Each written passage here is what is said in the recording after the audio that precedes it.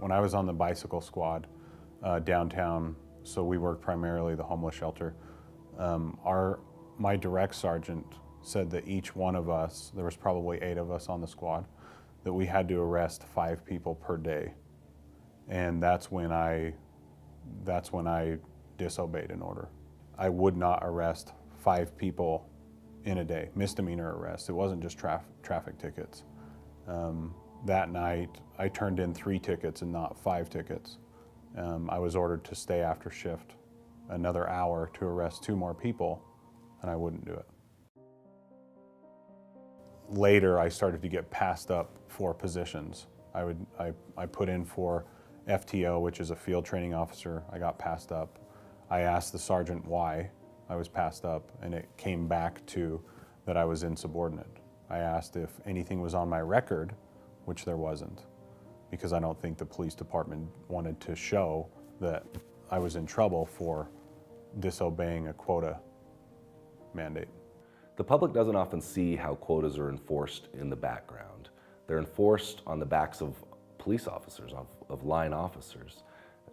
Promotions are withheld, specialty positions are withheld from officers who don't comply with the quota.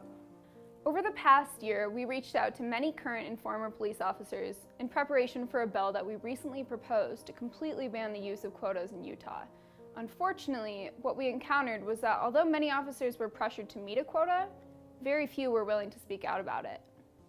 I want to keep my identity a secret, mostly because of the political climate within not just my police department, but I think any police department.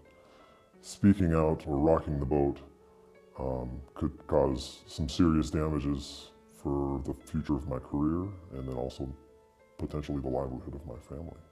The public relies on police officers to protect their communities, to protect their homes and their families.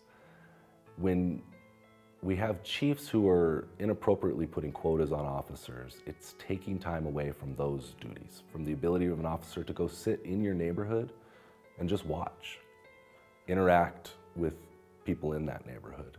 Because now that officer has to be out on the side of the road looking for violations in order to write another ticket. What's the overall role that we want police to play in society? Do we want them to be hall monitors of our streets, or do we want them to be people going out there actually looking for bad guys who are out there trying to cause harm to other citizens?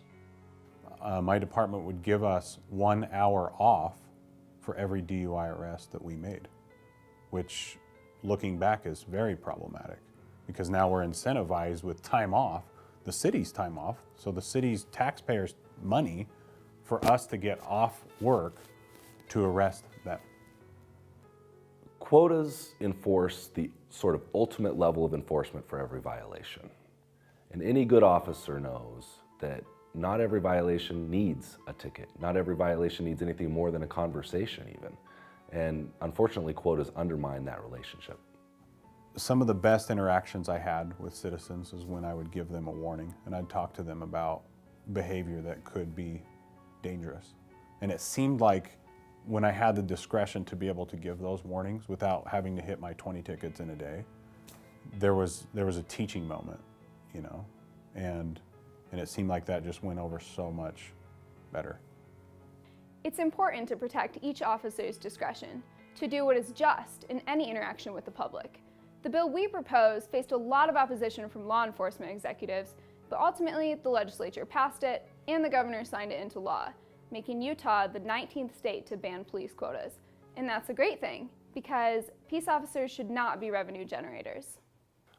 Officers don't want to be filling ticket books. That's what administrators want. That's what city administrators want. That's what city judges want, because they're the ones that actually see the benefit to that revenue stream. Police officers don't. There aren't any police officers that signed up to be a revenue generator for their city or county or wherever.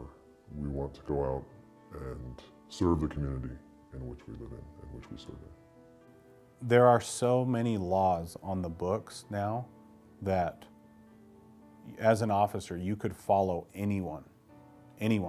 You driving to your house, you probably break the law 4 or 5 times and you don't even know it. And so when we start to do everything in the name of the letter of the law, I think I think we are in a lot of hurt. There are over 10,000 crimes you can be charged with in Utah. Law enforcement should be focused on keeping the public safe and not giving out an arbitrary number of tickets every day.